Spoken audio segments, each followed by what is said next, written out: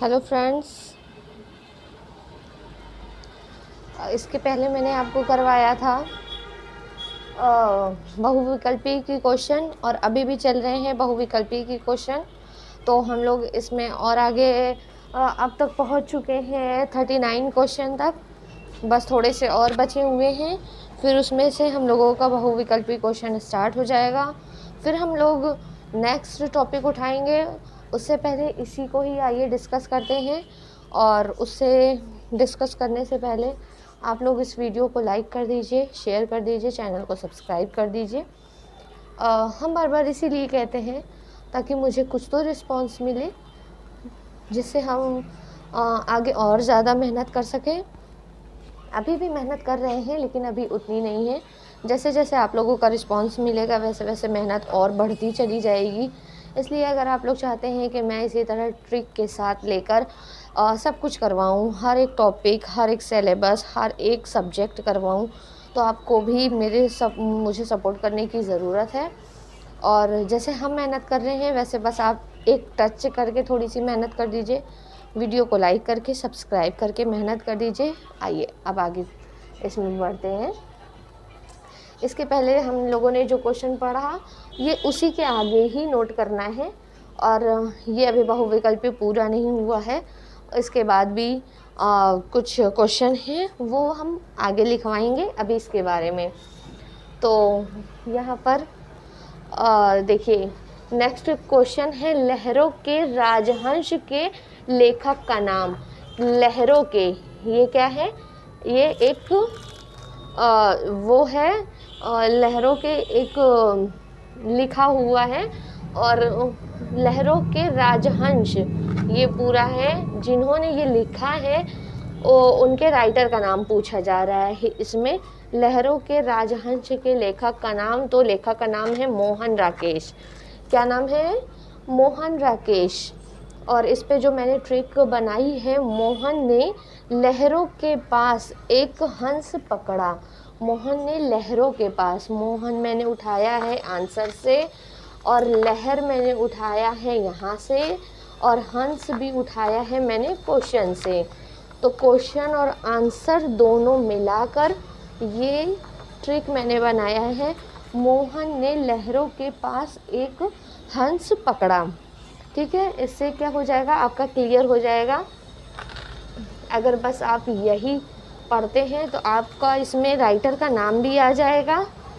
ठीक है, और राइटर ने क्या लिखा ये भी आ जाएगा। आप सिर्फ फर्स्ट वर्ड ही अगर इसमें देखेंगे तो आप तुरंत पकड़ लेंगे कि आखिर इसका आंसर है क्या। नेक्स्ट क्वेश्चन, महादेवी वर्मा द्वारा रचित निबंध। महादेवी वर्मा, इनकी हम लोगों ने पहले एक और कहानी पढ़ चुका था। वो क्या था? देखिए, मुझे ये कैसे याद हुआ, ट्रिक के बेस पर। जब हम यहाँ पर लिख रहे थे ना, तभी मेरे दिमाग में तुरंत एक थॉट्स आया कि महादेवी वर्मा का हम लोगों ने एक बार और पढ़ चुका है, और वो भी क्या था, मेरा परिवार।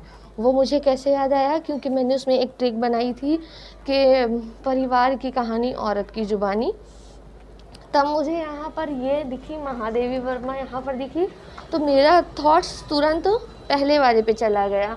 तो उसी तरह इसीलिए मैंने आप लोगों को कम टाइम में इसलिए ट्रिक के साथ पढ़ाने के लिए सोचा था, ताकि आप लोग अगर एक चीज़ पढ़ रहे हैं, दूसरा चीज़ ऐसा होता है कि टेंशन में भूल जाते हैं। तो इसमें जब ट्रिक रहेगी तो आप कहाँ से भूलेंगे, आपका भूलने का कोई चांस ही नहीं है। इसी वजह से मैंने ट्रिक बेस पर ही पढ़ाना अच्छा समझा कम टाइम में। आगे भी जो हम पढ़ाएंगे जीवनी है, संदर्भ है, कुछ भी है, उसमें भी ट्रिक ही रहेगी, ताकि एग्ज़ाम टाइम अगर आप टेंशन की वजह से कुछ भूल भी जाते हैं तो आप ट्रिक नहीं भूलेंगे।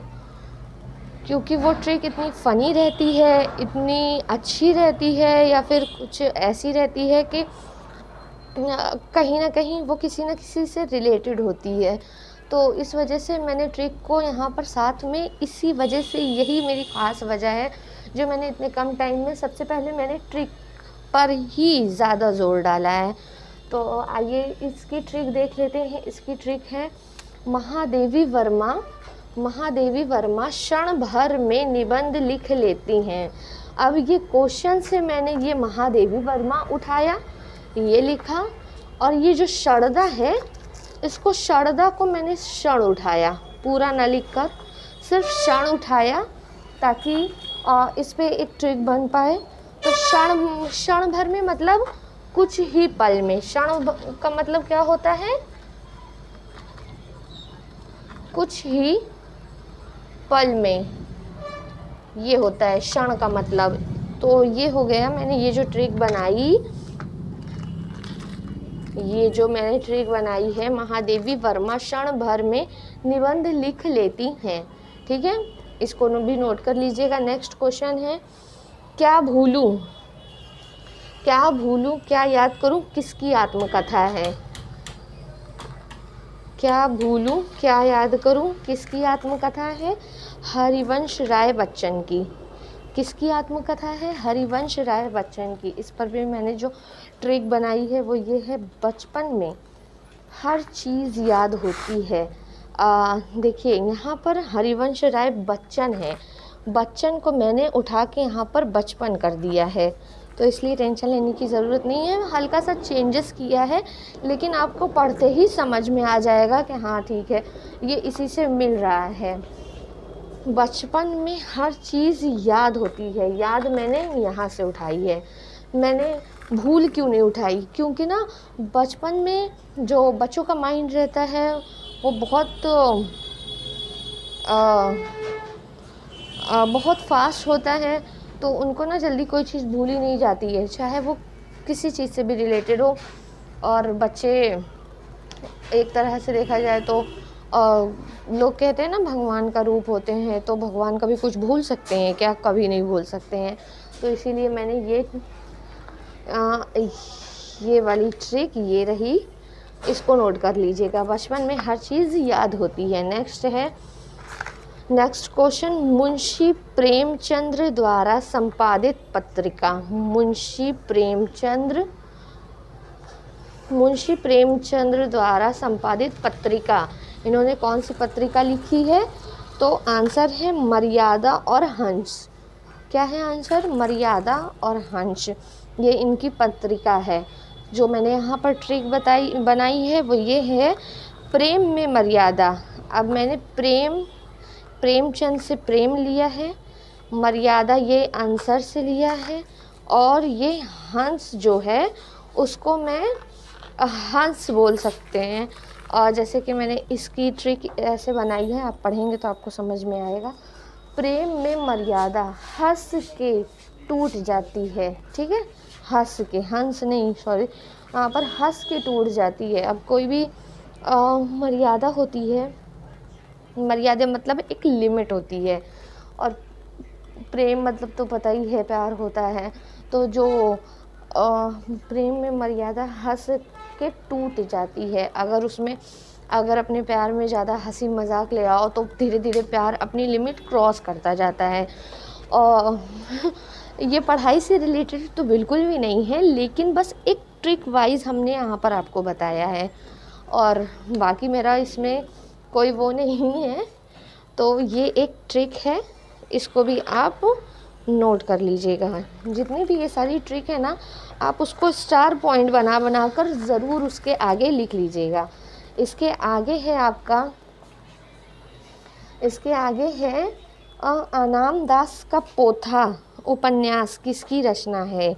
ये जो है ये रचना है अनाम दास का पोथा, और ये क्या है? उपन्यास। उपन्यास क्या था? मैंने लास्ट वीडियो में क्या बताया था? उपन्यास जो एक कल्पित लंबी कहानी हो, कल्पित मतलब जो एक कल्पना की गई हो, जो सच पर आधारित नहीं हो, वो होता है उपन्यास। तो अनाम दास का पोथा उपन्यास किसकी रचना है? हजारी प्रसाद द्विवेदी की।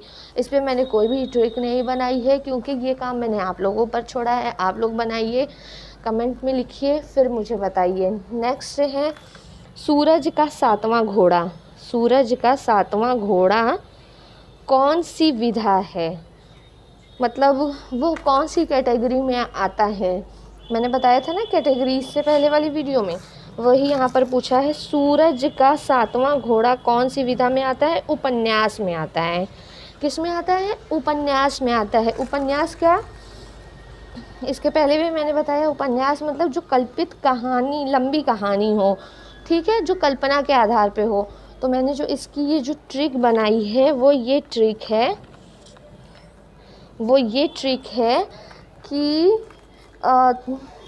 सूरज का 7वां घोड़ा। अब सूरज का कौन सा घोड़ा होगा? सूरज मतलब जो निकलता है, सूरज, सन, उसका कौन सा घोड़ा? वो कौन से घोड़े पर निकलता है? वो कौन से घोड़े पर उगता है या फिर कौन से घोड़े पे जाता है?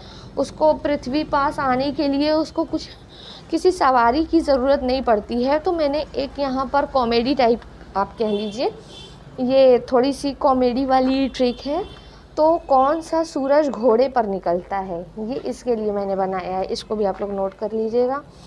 इसके आगे शुक्लोत्तर युग के प्रमुख हिंदी आलोचक। शुक्लोत्तर युग को और क्या कहा जाता है? मैंने बताया था ना आप लोगों को। तो आप लोग कमेंट सेक्शन में बताइएगा कि शुक्लोत्तर युग को और कौन सा युग कहा जाता है। शुक्लोत्तर युग के प्रमुख हिंदी आलोचक भी मैंने बता के रखा है मेरी लास्ट वाली वीडियो में। ना समझ में आए तो उसमें देख लीजिएगा। तो इसमें 2 आंसर था, मैंने दोनों यहाँ पर पुटअप किए हैं। आचार्य हजारी प्रसाद द्विवेदी और पंडित नंद दुलारे वाजपेयी। ठीक है, इसको आप नोट कर लीजिएगा। नोट करने के बाद प्लीज़ हम फिर से कहेंगे कि रोज़ सुबह सिर्फ एक बार आप लोगों को पढ़ना है, आप लोगों को रटने की ज़रूरत नहीं है। इसमें ट्रिक ऐसी है कि आप लोगों को रटना पड़ेगा ही नहीं, और सिर्फ 2 महीने का टाइम है, इसलिए हम मेहनत कर रहे हैं, तो आप भी मेहनत करिए और नोट्स बनाकर समझिए, याद कीजिए, पढ़िए, और प्लीज़ चैनल को सब्सक्राइब कीजिए और लाइक कीजिए।